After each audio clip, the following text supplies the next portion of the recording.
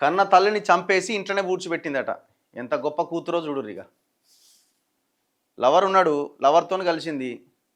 తల్లిని చంపింది. చంపినాక ఏం చేయాలని ఇంట్లోనే పూడ్చిపెట్టిందట. కూతురు చేసిన దుర్మార్గం ఇది. గత ఏడాది మేలో ప్రియుడితో కలిసి ఘాతుకానికి పాల్పడ్డదట. ఇప్పుడు కాదు, మళ్ళీ చేసింది ఎప్పుడు 2024 మేలో, 2025 మేలో చేసిందట. ఇప్పుడు బయటకు వచ్చింది. అమ్మ ఇంటి నుంచి వెళ్ళిపోయిందని కట్టు కథ అల్లిందట. ఆమె వాహనం విక్రయించే ప్రయత్నంలో బహిర్గతమైందట. దారుణం. ఏదో వెహికల్ అమ్మబోయిందట, బండి అమ్ముతుంటే మరి ఎట్లా దొరికిందో. తమ ప్రేమాయణానికి అడ్డు చెబుతోందని కక్షగట్టిన కూతురు ప్రియుడితో కలిసి కన్న తల్లిని హత్య చేసిన దారుణం ఇది. ఎవరికి అనుమానం రాకుండా ఇంట్లోనే పూడ్చిపెట్టిందట. తర్వాత ప్రియుడిని పెళ్లి చేసుకొని అందులోనే ఉంటుందట. కింద బాడీ బొక్కలు, అందులోనే ఆ శవాన్ని పూడ్చిపెట్టిన ఇంట్లోనే ఇద్దరు కలిసి ఉంటున్నారట, కాపురం చేస్తున్నారట. ఏం దుర్మార్గం ఇది. గత ఏడాది మేలో మేడ్చల్ మల్కాజ్గిరి జిల్లాలోని జవహర్ నగర్ పోలీస్ స్టేషన్ పరిధిలో జరిగిన ఈ అమానుష ఘటన తాజాగా బయటపడ్డది. ఏసీపీ చక్రపాణి, ఇన్స్పెక్టర్ సైదులతో కలిసి మల్కాజ్గిరి డీసీపీ శ్రీధర్ నేరేడ్మెట్లోని కమిషనర్ కార్యాలయంలో బుధవారం కేసు వివరాలు వెల్లడించారు. కత్తితో పొడిచి అట. జార్ఖండ్కు చెందిన ఈశ్వర్, అంజు దంపతులు ఉపాధి కోసం హైదరాబాద్కు వచ్చి జవహర్ నగర్ పరిధి కౌకూరులోని భరత్ నగర్లో ఉంటున్నారట. ఈ జవహర్ నగర్ అంటే ఒక మినీ ఇండియా లాగా ఉంటుంది. మొత్తం అంతా ఎక్కువ అవుటర్స్ కూడా చాలామంది ఉంటారు ఆ జవహర్ నగర్లో. సో అదొక ఇదిలా ఉంటుంది అసలు ఆ ఏరియా. వీరికి కుమార్తెలు ఉన్నారట. ఎవరు? రోషిని కుమారి, ఇంటర్ చదివే బాలిక, ఇద్దరు ఉన్నారట. ఈశ్వర్ 5 ఏళ్ల క్రితం ఇంటి నుంచి వెళ్ళిపోయిందట. ఎవరు? భర్త. అంజు ఏం చేసింది? స్థానికంగా ఇళ్లల్లో పనిచేస్తూ కుమార్తెలను సాకుతోందట. రెండో కుమార్తెకు జీడిమెట్లలో వేరే కులానికి చెందిన డ్రైవర్ మోంటీ కుమార్ సింగ్తో 2023 డిసెంబర్లో పరిచయం ఏర్పడిందట. ఓహో, ఈమె తల్లి. ఆమెకి 2 కూతుర్లు. ఆ కూతుర్లో ఒక కూతురు ఏం చేసిందట?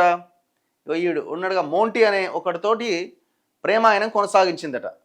2023 డిసెంబర్లో పరిచయం ఏర్పడ్డదట ఇద్దరికి. కుమార్తె అతడితో చనువుగా ఉంటుండడంతో అలాంటివి వద్దు అని అంజు వారించింది. ఎవరు? తల్లి. 2 సార్లు మోంటీపై కేసులు పెట్టి జైలుకు పంపించింది. అయినా వారిద్దరూ మారలే.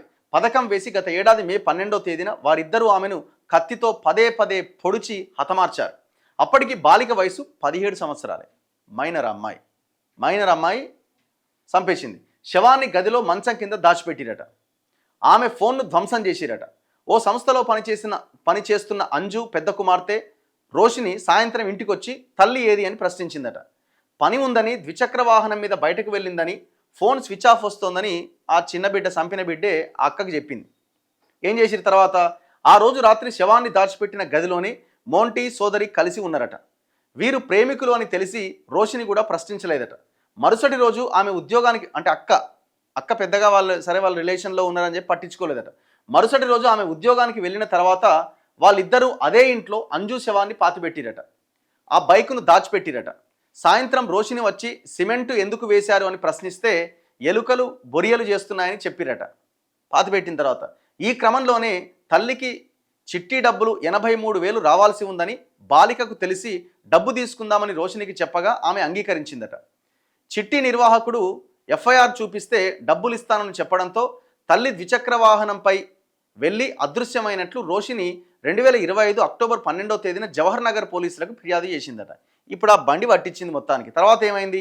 ఈ ఏడాది జనవరిలో ఆ బాలిక మోంటీని యాదగిరిగుట్టలో పెళ్లి చేసుకుందట. ఇటీవల వారికి డబ్బులు అవసరం పడి ఆ దాచిపెట్టిన ద్విచక్ర వాహనాన్ని ఒక వ్యక్తికి 35,000కి అమ్మిరట. ఆ తల్లి బండిని రిజిస్ట్రేషన్ చేసే క్రమంలో వాహనం అంజు పేరు మీద ఉండడం, దానిపైన ఎఫ్ఐఆర్ నమోదైనట్టుగా తెలుసుకొని కొనుగోలుదారు 2 రోజుల క్రితం పోలీసులకు సమాచారం ఇచ్చిందట. ఇన్స్పెక్టర్ సైదులు మోంటీని పోలీస్ స్టేషన్కి పిలిపించి అదృశ్యమైన అంజు వాహనం ఎలా వచ్చింది అని గట్టిగా ప్రశ్నించగా అసలు విషయం చెప్పిందట. అంజును హత్య చేసినట్లు అంగీకరించడంతో నిందితులిద్దరిని పోలీసులు అదుపులోకి తీసుకున్నారు. బాలికను అమీర్పేటలోని స్టేట్ హోమ్కు పంపించారు. మోంటీని జైల్లో పెట్టింది. కథ ఇంకా దొరకలేదు, మనం అయిపోయింది అనుకున్నారు. కానీ ఒకటి ఉంటుంది కదా, ఏదో మొత్తానికి దొరికిరు. కన్న తల్లిని చంపింది కూతురు.